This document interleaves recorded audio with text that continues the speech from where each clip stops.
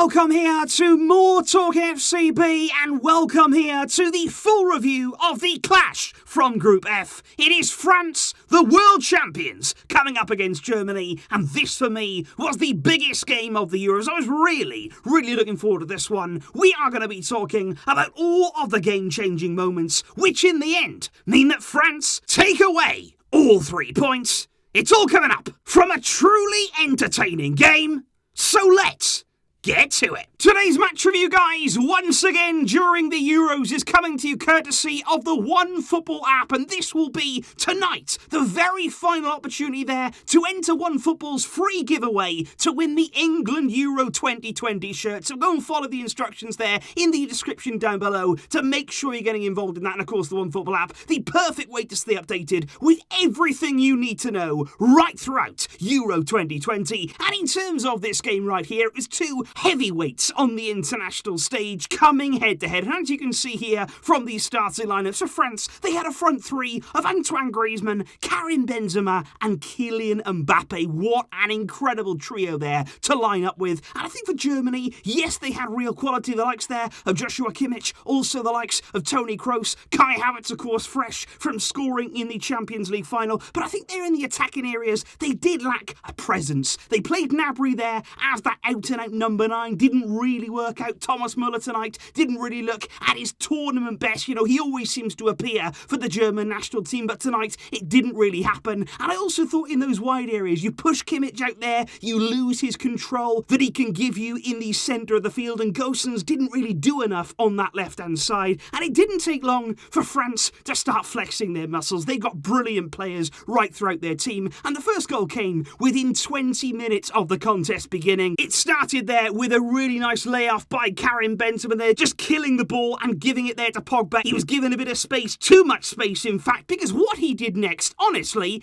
it was stunning. This was an absolute moment of magic from Paul Pogba. He gets the ball out of his feet, he hits a pass there with the outside of his foot, just caressing it over the top of the Germany back four, and they couldn't react. They didn't see that pass coming, and what they couldn't do was sort of get themselves into the right position then to defend it. It's picked up there by Lucas Hernandez on that left-hand side. He puts a really dangerous ball in, and like I say, Hummels, he can't sort himself out. He can't get his feet in the right position. His body shape is all wrong. He ends up there diverting the ball past his own goalkeeper, and you've got to say, brilliant finish it was in the end from Mats Hummels. Neuer had no chance. France had the opening goal of the game, and that was a big goal. Really big moment there for Pogba, unlocking that German defence, and France from there on in, right throughout the first half, they were the better team. However, even though France did enjoy, I feel, the better spell there in that opening period, there were a few half chances on the side of Germany throughout that first half. On 37 minutes there was a half chance for Ilkay Gundogan. He's been in really good goal-scoring form right throughout the season just gone for Manchester City. It was a clever flick there in the box from Gnabry, the first time that he was really able to impact the game in that first half. And I think he was just put off there, Gundogan, by the pressure from Paul Pogba. He does really well to get back in where he needs to be to help his defence. Gundogan there with a big opportunity, but just slicing it wide. And that chance did arrive there, probably after Germany's best chance of that opening half. There was a little opportunity the one time that Gosens did get down that left-hand side, put a really good ball into the area, and it was Thomas Muller, the man that you'd really want in that area, but I just feel as though he gets up too soon, and he sort of got a hang in the air. He doesn't really make the right contact on the header. In the end, it goes quite a long way wide, and I just thought right throughout that first half, Germany, they never really posed any kind of threat. Kai Havertz didn't do enough for me. Every time he was getting on the ball, he gave it away too often. His first touch kept getting away from him. They didn't really have a real presence. Like I say, Gnabry didn't do enough. And I just felt as though France were very comfortable. Pogba at the heart of it. He was orchestrating things in midfield there. Him alongside Kante. That is an absolutely majestic duo there in midfield. They were toying at times with Toni Kroos, and France for me. You felt as though they had more gears and more gears to go up. Mbappe was quiet in that first half,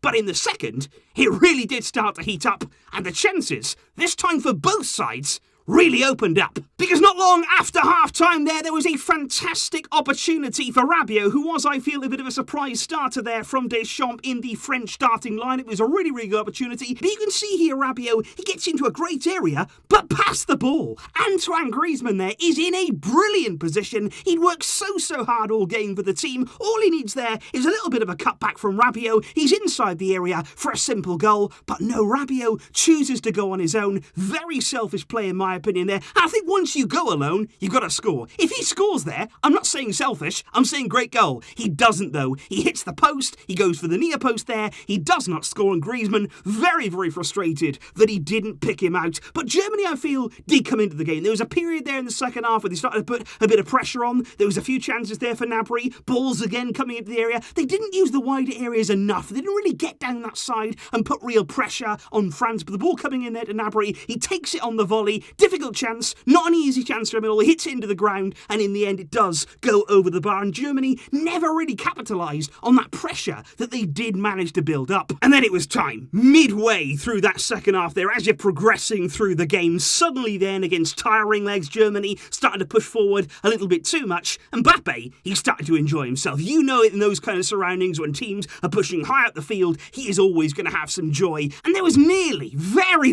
nearly, a magical moment again at a big international tournament for Mbappe. He's inside the area there, turning Kimmich, who's a brilliant player, inside out. He doesn't know where to turn, he doesn't know what angle to go at there. Mbappe toying with him, he slows everything down to walking pace, and then bang, he just unleashes a wonderful finish that it was, bending it there into the bottom right hand corner. Neuer had no chance at all. It looked like it was going to be a sensational goal from Mbappe, brilliant composure, but sadly for him, in the build-up to that goal, he was offside, and it ruined all of that good work that came later, because it was a wonderful finish from Mbappe, and just a few minutes later again, he's threatening, always looking to be on the shoulder. This time, his pace on show, we all know about it, but it's still incredible to watch. He starts there yards behind Mats Hummels, but he doesn't just catch him, he doesn't just look there to get onto the ball, he gets there first. He overtakes Hummels, he gets into a brilliant position, and I think this is a really debatable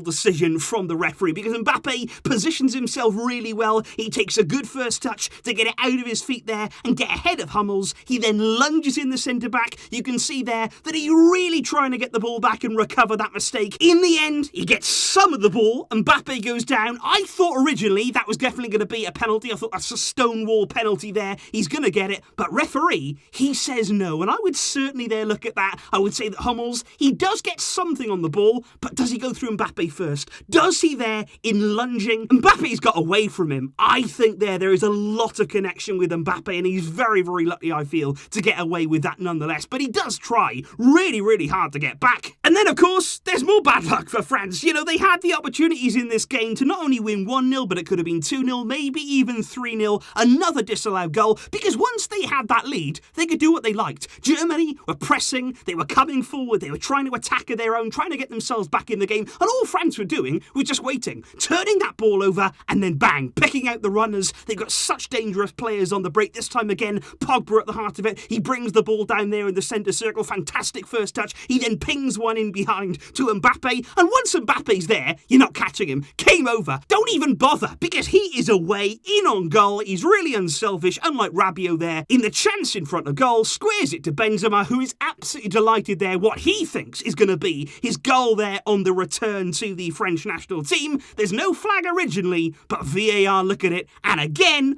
offside is given against France. Another disallowed goal and another chance missed for them. And I think Germany, they did throw on subs. You had Leroy Sané come on. They even brought on Kevin Volland there, who's been doing well at Monaco this season. They tried to change things around, but it never got any better. Every single time there, they were able to get into the danger areas of France, into the final third. They didn't have that finishing touch. It was disjointed. They weren't clinical. They didn't look put together. They didn't really look like a team who were on the same wavelength there in terms of their attacking play, and I think the end of the game, that really did sum up their evening's work, because the final chance of the game, Germany here looking for anything they could possibly get. Sane receives the ball in a good area, finally finds some space, spins his man. You're thinking, okay, Germany here, one last chance for them. He works it there into space, inside the area for Voland. You're looking for that final ball, and then he massively overhits it. No chance at all for anybody to get on the end of that. And it wasn't just Voland, but that is really what happened today for Germany. It wasn't good enough going forward. They didn't have that cutting edge, and I think ultimately France were a much, much better team. It was a team performance again. This is the team very much similar to the one that won the World Cup,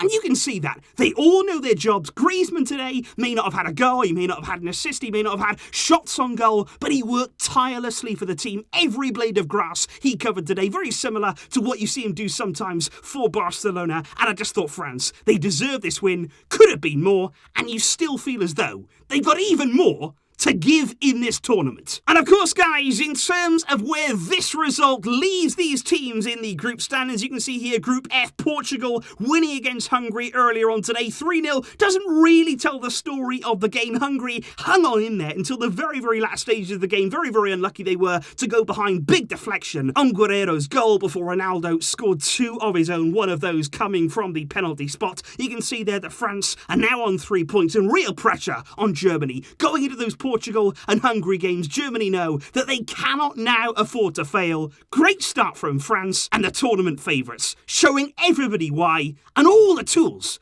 that they definitely have to succeed at Euro 2020. Please do let me know your thoughts in the comments down below. I am absolutely sure that you guys watched the game. What did you think there of the performance from France? What did you think about the struggles there of Germany? Let me know all those thoughts down below. I will, of course, see you very soon. There is plenty more to come from this tournament. And, of course, as well, we've got Copa America going on too. I'll see you soon for all of that good stuff. But until next time, as always, it's Euro 2020.